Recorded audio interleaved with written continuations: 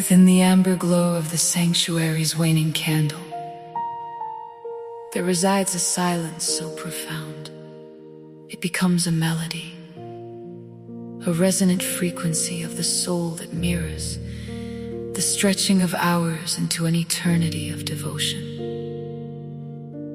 The air itself is thick with the scent of chrism and the ancient dust of cathedrals, where the stone remembers the vibration of 1,000 years of Kyrie and the soft, sibilant breath of the faithful.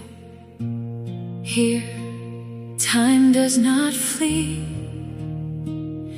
It pools like water in a marble font, cool and undisturbed, inviting the weary to submerge their grievances in the rhythmic tide of the Salve Regina. The bells have long since ceased their iron clamor, leaving only the silver resonance of the heart's internal chime, a persistent pulse that beats in time with the mysteries of the rose. 2 hours of breath, 2 hours of the spirit's slow exhalation, weaving a tapestry of sound that transcends the mere physics of the ear. It is a pilgrimage of the inner ear, tracing the delicate architecture of a Gregorian line that rises like incense, spiraling toward the vaulted ceiling, where the angels are painted in frozen adoration. Every syllable of the angelic greeting is a petal falling upon the floor of the mind, a soft accumulation of grace that softens the jagged edges of the world outside. We walk through a landscape of sonic gold, where the violins are the size of the dispossessed, and the organ's pedal point is the steady, unmoving earth of faith. This is the music of the unclouded mirror, reflecting a face that is both queen and handmaid, a paradox of celestial majesty and terrestrial tenderness. Beneath the mantle of the blue-stained glass, the hymns transform from mere compositions into living catacombs of peace, where every corridor leads deeper into the quietude of the womb. The soprano's voice is a single thread of white silk, drawn through the needle's eye of human suffering, stitching together the broken fragments of the day. There is no haste in these movements, only the deliberate unfolding of a lily in the dark. We hear the echo of the fiat, that monumental yes, that shattered the silence of the old world and birthed the dawn of the new. A sound that vibrates in the marrow of every supplicant who hums along with the shadows. The hours dissolve, for in the presence of the mother, the clock is an irrelevant machine. It's ticking, drowned by the tidal pool of a love that knows no ebb. Through the corridors of this long oration, the music serves as a luminous across the chasm of the mundane. It is the mother's song, a lullaby for the restless, a dirge for the proud, and a triumphal march for the humble of heart. We find ourselves lost in the repetition of the beats, where each prayer is a knot of light tied in the fraying rope of existence, securing us to the harbor of the divine. The hymns carry the weight of centuries, the tears of the penitent, the ecstasy of the saints, and the quiet desperation of the lonely, all refined in the crucible of a Marian melody, until they are pure as the morning star. It is a slow descent into the profoundest depths of the heart.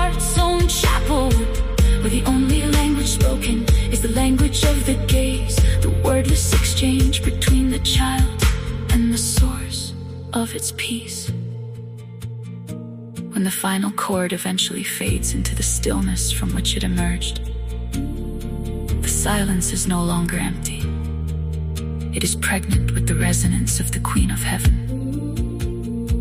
The 2 hours have left a permanent gilding upon the soul, a shimmering residue of the sacred that lingers like the scent of roses in a room, long after the flowers have been removed. We emerge not as those who have merely listened, but as those who have been bathed in a celestial frequency, tuned once more to the harmony of the spheres. The music remains a phantom in the blood, reminding us that every breath is an ave, every heartbeat a hymn, and every hour of prayer a homecoming to the arms that have waited since the beginning of time, to fold the world into a final hallowed rest.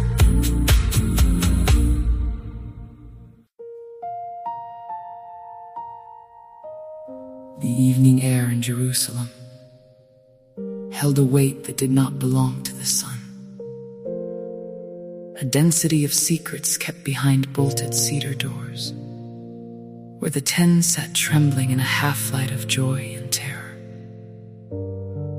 But the one called Didymus walked the outer perimeter of the city's grief, his sandals grinding the gray dust of a world that remained stubbornly, cruelly the same.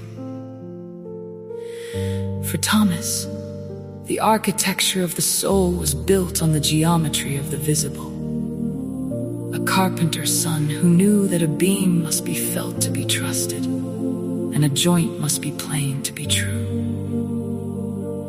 He was the twin of our own hesitation, the mirror of the mind that refuses to be comforted by ghosts, of the frantic whispers, of those who claim the grave has exhaled its prize. He demanded not a vision, but a collision with the physical reality of a scar. For only a wound is deep enough to hold the vastness of a man's despair. When the 8th day dawned, and the walls seemed to breathe with the pulse of the uncreated,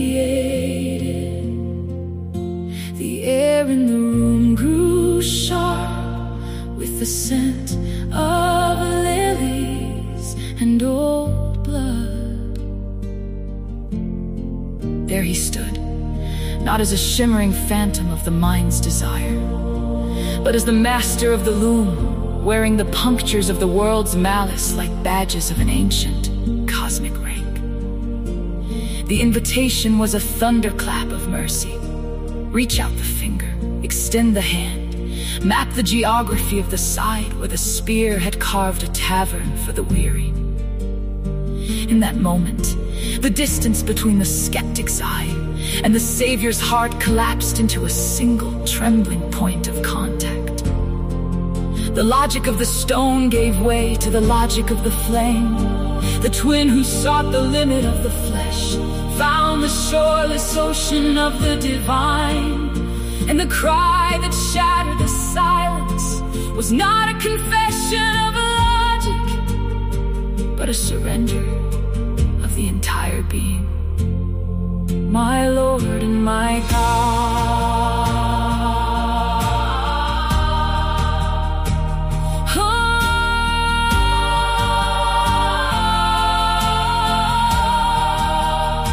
From that threshold of tactile grace, the path of the apostle did not retreat into the safety of the known, but surged outward like a river, seeking a distant, burning sea. July 3rd marks the zenith of a journey that spanned the spine of the world, from the rugged hills of Judea to the humid, spice-laden breath of the Malabar coast. The man who once required the touch of a finger now carried the weight of a kingdom across the Indus and the Ganges.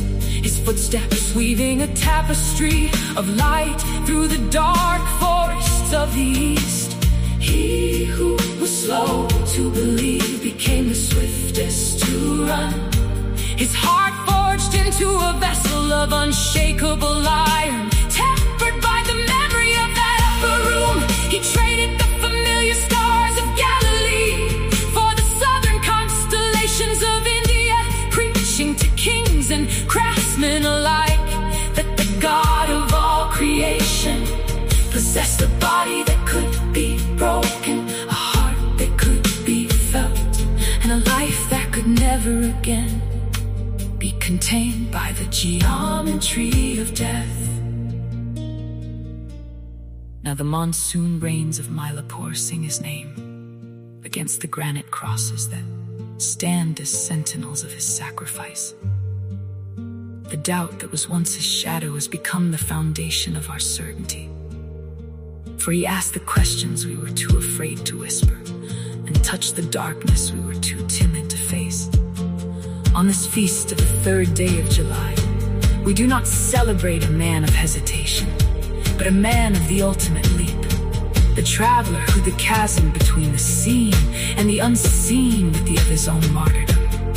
He stands forever at the edge of the world, a twin to every soul that wanders in the twilight of uncertainty, pointing with the scarred and holy hand toward the wounds that have become the windows of the universe, proving that the most stubborn heart, once broken by the truth, becomes the most immovable pillar of the faith.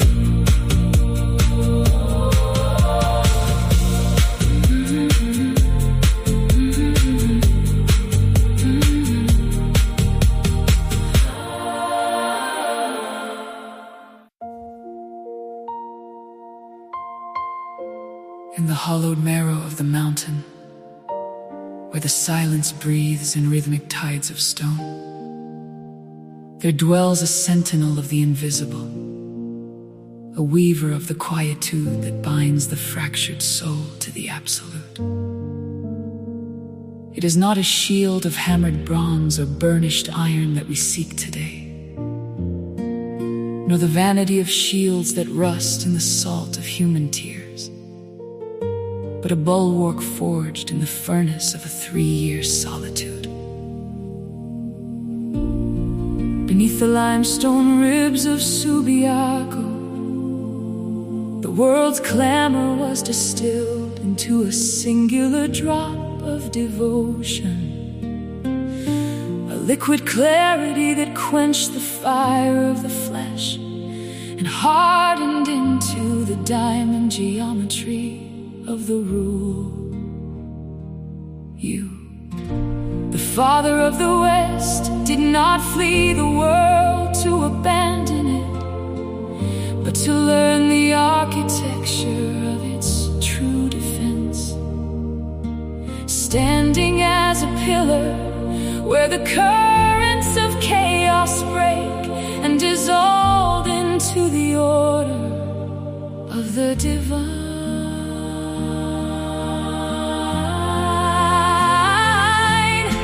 The chalice of envy fractured at the sign of your hand, a crystalline explosion that echoed through the cloisters of the spirit, proving that the venom of man is powerless against the breath of the world. It is this broken glass we tread upon now, walking toward the mountain of Casino, with feet shod in the readiness of peace, guided by the raven that carries away the poison bread of our own bitterness. The air around your name smells of damp earth and ancient parchment, of cedar wood and the cold, sharp scent of an alpine dawn, where the frost clings to the monk's cowl like a mantle of silver humility. We are the laborers in the vineyard of the unseen, swinging the scythe of prayer against the overgrowth of the ego, planting the seeds of aura in the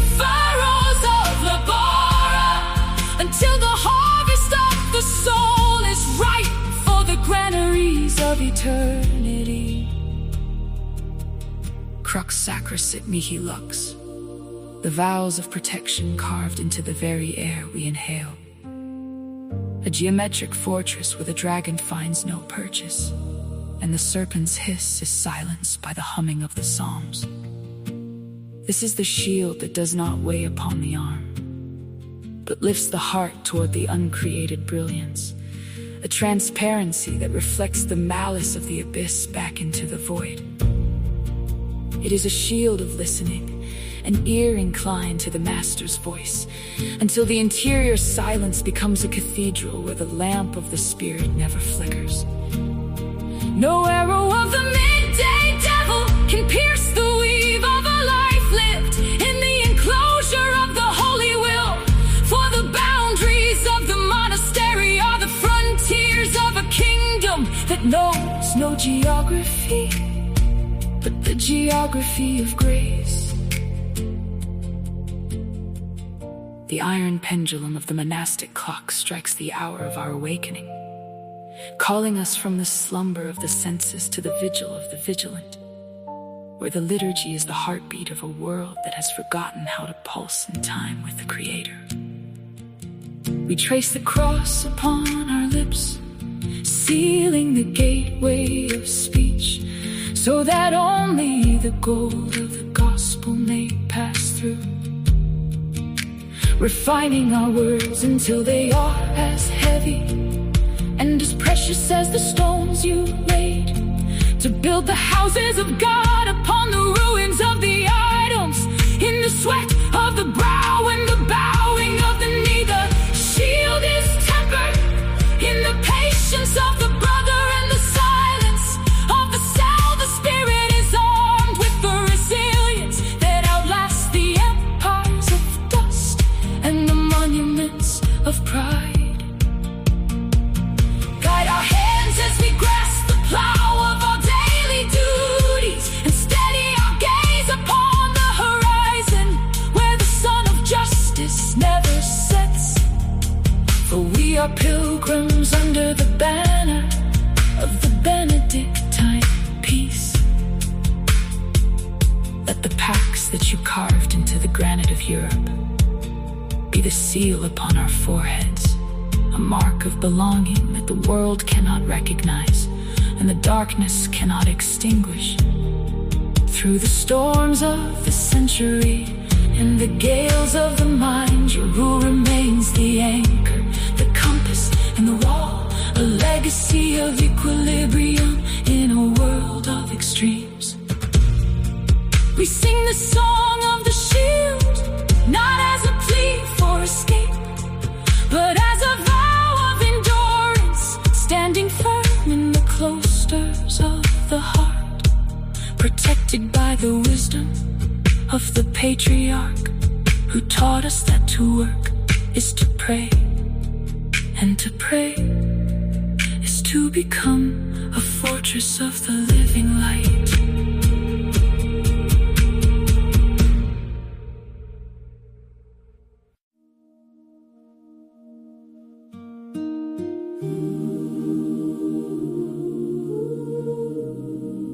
The stone does not merely roll.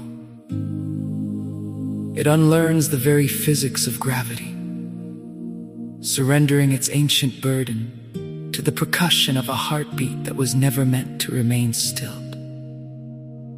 In the pre-dawn of this 2026th spring, the garden of Joseph of Arimathea becomes the crucible of a new alchemy, where the leaden weight of human finality is transmuted into the volatile gold of an eternal morning. No longer does the sepulchre smell of aloes and the funereal dust of forgotten kings. It exhales the scent of rain-washed cedar and the ozone of a lightning bolt that has struck the earth and decided to stay. This is the fracture in the narrative of the tomb, the moment when the linen shroud becomes a discarded chrysalis, translucent and hollow, testifying to a body that has outgrown the geometry of death. He emerges, not as a phantom of the periphery, but as the architect of the morning. Stepping upon the dewy grass with feet that still bear the crimson constellations of the wood. Each wound is now a sun, a localized explosion of mercy that refuses to be quenched by the memory of the spear. The silence of Holy Saturday is shattered by a sequence of 20 celestial chords, a collection of harmonies that ripple through the limestone of Judea and across the digital and spiritual cathedrals of the modern age. It is a powerful resonance, an apostolic frequency that vibrates in the marrow of the faithful, signaling that the long fast is over and the great Alleluia has been reclaimed from the ash. The bells of the world wake in a symphony cry. From the high steeples of the Vatican to the humble iron rings of the mission chapels, declaring that the tyrant of the abyss has been disarmed by a lamb who chose to bleed. This is the resurrection hymn, written in the ink of light, a melody that predates the stars and now colonizes the future. We stand in the year 2026, yet we are anchored to the same trembling ground where Mary Magdalene first mistook the Creator for a gardener. How beautiful is this divine confusion, for He is indeed the gardener of souls, tilling the hardened soil of our cynicism to plant the seeds of an incorruptible hope. The liturgy of the world shifts its axis as the paschal candle pierces the gloom, a single flame that dares to challenge the enormity of the dark and wins. In this collection of sacred echoes, the Christ is risen is not a mere report of a historical event. It is a present tense revolution. It is the sound of chains liquefying and the heavy doors of the soul swinging wide to admit the radiance of a king who conquered by surrendering.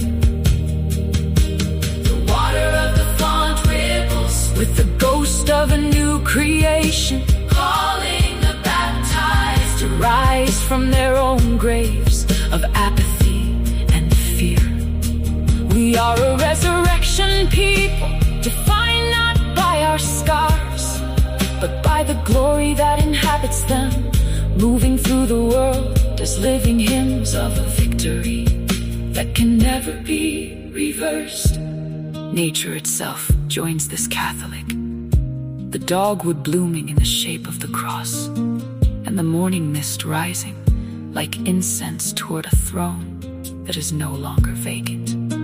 The hymns carry the weight of the martyr's blood and the lightness of a child's first prayer, weaving a tapestry of sound that wraps around the globe. This is the power of the risen one. He does not erase our history of suffering. He inhabits it until it glows. He stands at the center of the 2020-26 horizon, a figure of blinding peace, beckoning us to leave our shrouds behind and walk into the brilliance of a day that shall have no sunset. The grave is empty, the dead is paid, and the music of the spheres has finally found its keynote in the breath of the living God.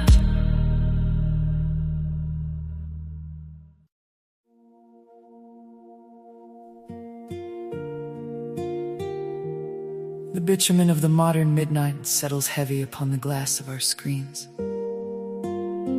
A digital obsidian where the soul wanders through corridors of blue light and flickering latency.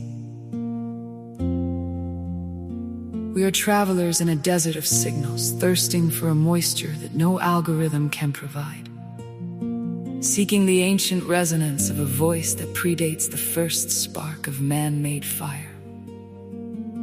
Out of the static of the trending void, out of the restless scroll of the weary thumb, rises the silhouette of the medicine of God. A towering luminescence clad in the robes of a pilgrim who has walked the span of every galaxy. Raphael, the regent of the sun, the guardian of the meeting place, descends into the phosphor of our evening, casting a shadow of gold across the gray urgency of our frantic expiration. You are the sudden clarity in the haze of a million voices, the silent frequency that vibrates beneath the cacophony of the world's unrest, turning our desperate hashtags into hymns of unceasing intercession. Your staff strikes the digital pavement, and the concrete of the heart cracks open to reveal the hidden springs of the Tigris, where the gall of the fish once cured the scales of a father's eyes. We are the blind ones, sitting at the gates of the network, staring into the abyss of our own reflection, until you arrive to ignite the darkness with the brilliance that does not burn but heals. It is a light, the taste of honey and cedar, a radiance that smells of rain on parched earth, dissolving the cataracts of our cynicism with the sheer weight of celestial presence. When the night grows heavy with the loneliness of the connected yet isolated, you provide the alchemy of a true encounter, weaving the threads of our disparate lives into a tapestry that glows with the fire of the divine will. You are not found in the superficial peak of a fleeting trend, but in the enduring depth of the soul's vertical climb toward the Empyrean. The night is no longer a cage of shadows or a theater of fears when your wings unfurl across the digital firmament, casting a spectrum of peace that the world cannot manufacture. Every pixel of our existence, every grain of our anxiety is touched by the amber glow of your proximity as you guide the wanderer home through the labyrinth of the 21st century. We cry out for a sign in the language of the machine, but you respond in the language of the spirit, a dialect of blinding purity that transforms our screens into icons and our scrolling into a pilgrimage. The rhythm of your breathing is the tempo of the spheres, a slow and majestic pulse that calms the frantic electricity of our minds, teaching us that to be seen by God is the only true fame, and to be healed by His hand is the only true progress. Let the night be lit, not by the flickering of dying stars or the artificial glare of the city, but by the overwhelming dawn of your angelic arrival. You stand at the crossroads of the virtual and the eternal, beckoning us to look upward from the palm of our hands toward the infinite horizon, where the Amen is whispered by the mouth of the universe.